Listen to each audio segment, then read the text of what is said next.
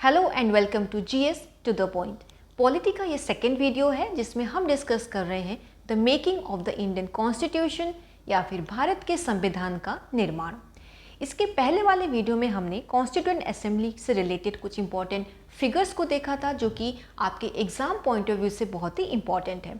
और इस वीडियो में हम डिस्कस करेंगे कॉन्स्टिट्यूएंट असेंबली में जो इंपॉर्टेंट कमिटीज़ थे उसके बारे में। So let us begin.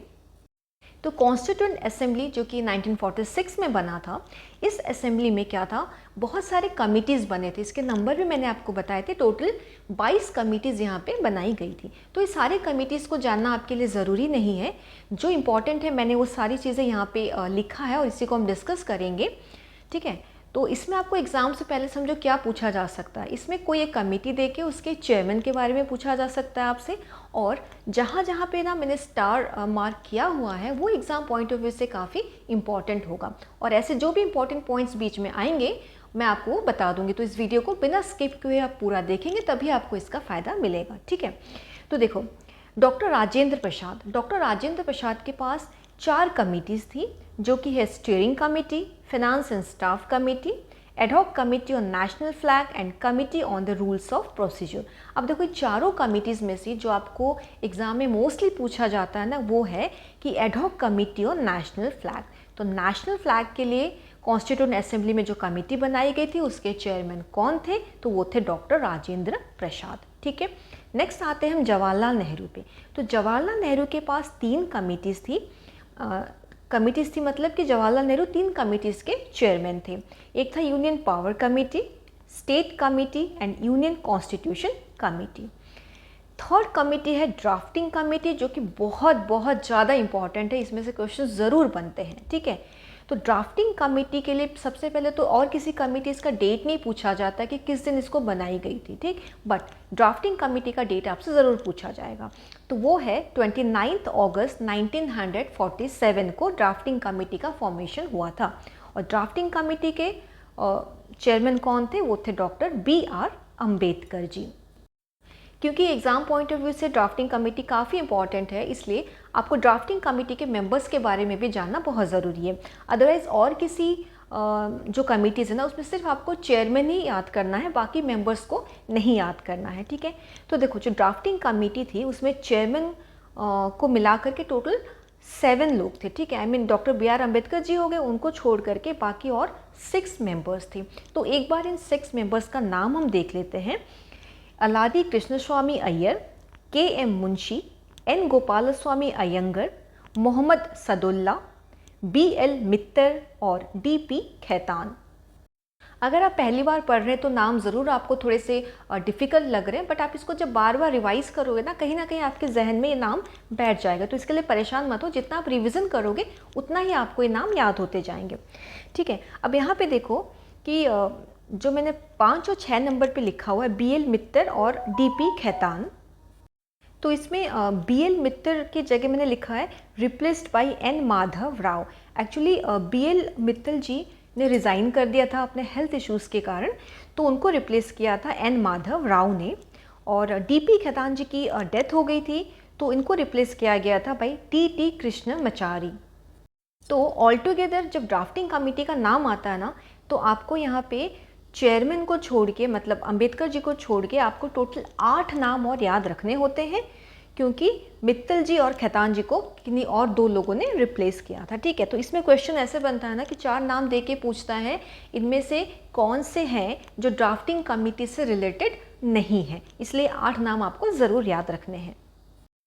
फिर एक और इम्पॉर्टेंट कमेटी देखते हैं जो कि है फंडामेंटल राइट्स सब कमेटी। तो फंडामेंटल राइट्स सब कमेटी के चेयरमैन थे JB कृपलानी जी।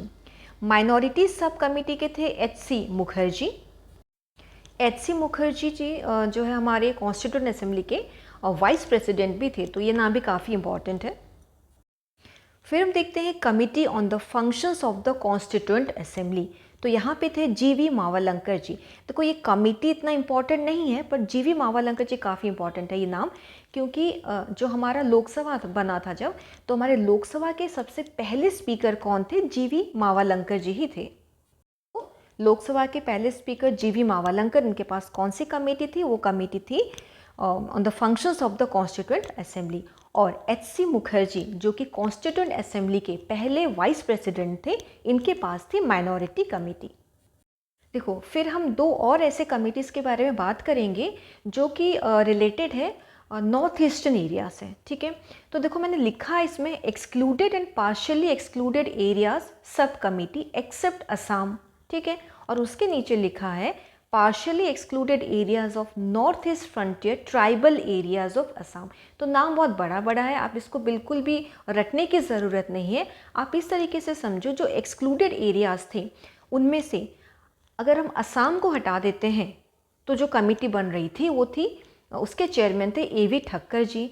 लेकिन असम को इंक्लूड करके जो नॉर्थ ईस्टर्न एरियाज़ और थे तो उसके जो चेयरमैन थे वो थे गोपीनाथ बरदोलोई। तो देखो, असम से आप गोपीनाथ बरदोलोई को बहुत इजीली रिलेट कर सकते हो। ठीक है, तो जहाँ पे एक्सेप्ट असम आएगा वो ए.वी. ठक्कर जी उसके चेयरमैन थे, और जहाँ पे इंक्लूडिंग असम आ जाएगा तो वहाँ पे चेयरमैन थे गोपीनाथ बरदोलोई।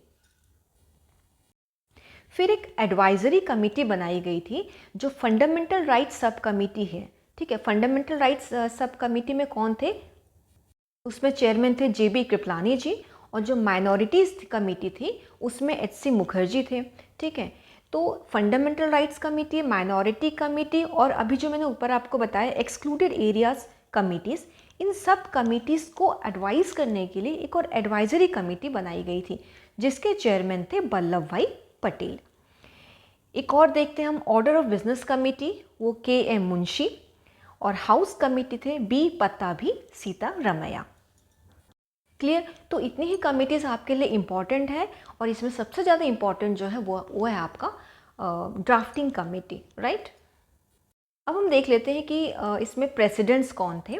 तो देखो, जो सबसे पहले हमारा जो फर्स्ट सेशन हुआ था कॉन्स्टिट्यूएंट असेंबली का, वो हुआ था 9 से लेकर के आपका 23 दिसंबर तक। ठीक है, तो जिस दिन ये फर्स्ट सेशन, फर्स्ट बैठक इनकी हुई थी वो 9 दिसंबर 1946 को हुई थी। तो उसी दिन क्या हुआ था, एक इंटरिम प्रेसिडेंट बनाए गए थे। वो कौन थे? डॉक्टर सच्चिदानंद सिन्हा। तो आप एग्जाम में देखोगे आपको क्वेश्चन क्या पूछा जा रहा है। आपको अगर पूछा जा रहा है कि इंटरिम प्रेसिडेंट कौन थे कॉन्स्टिट्यूएंट असेंबली के, तो वो थे डॉक्टर सच्चिदानंद सिन्हा। लेकिन उसके बाद 2 दिन के अंदर क्या हुआ, इलेक्शन हुआ और प्रेसिडेंट और फिर वाइस प्रेसिडेंट का डिसीजन लिया गया था। ठीक है, तो इलेक्शन के बाद जो फर्स्ट प्रेसिडेंट बने थे कॉन्स्टिट्यूएंट असेंबली के वो थे डॉक्टर राजेंद्र प्रसाद जी, और वाइस प्रेसिडेंट थे जो मैंने अभी आपको इससे पहले बताया एच.सी. मुखर्जी।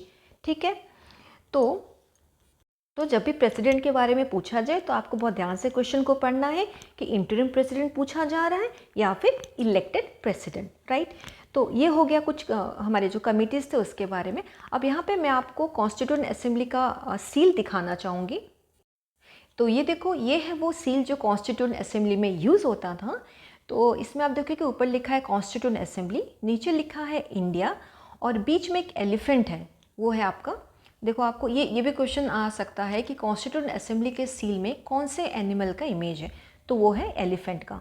और इसके पीछे आपको दिख रहा है मैप दिख रहा है भारत का, और तो ये मैप ऐसा इसलिए क्योंकि ये अनडिवाइडेड इंडिया का मैप है। ठीक है, सो ये भी आप याद रखना कि इसमें कौन से एनिमल की फ़ोटो है। ठीक है, तो आज के लिए इतना ही। अब नेक्स्ट वीडियो में हम कॉन्स्टिट्यूएंट को डिस्कस करेंगे।